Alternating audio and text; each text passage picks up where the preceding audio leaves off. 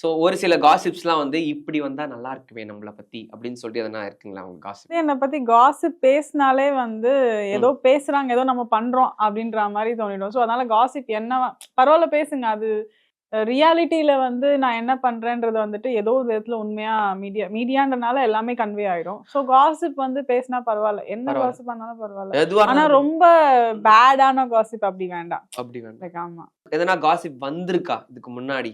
வந்திருக்குன்னா வந்து ஹெல்தியாவோ இல்ல ஏதோ ஒண்ணு.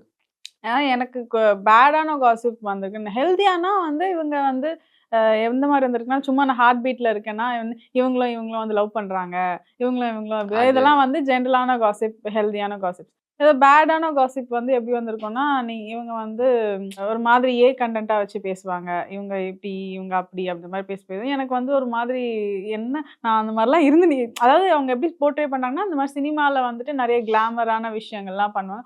ஹீரோயின் தான் நல்லா கிளாமரா பண்ணுவாங்க. வேற இன்னும் நீங்க இந்த மாதிரிலாம் ரோல்ஸ் கொடுங்க, அவங்க பண்ணுவாங்க அப்பலாம் போடுவாங்க.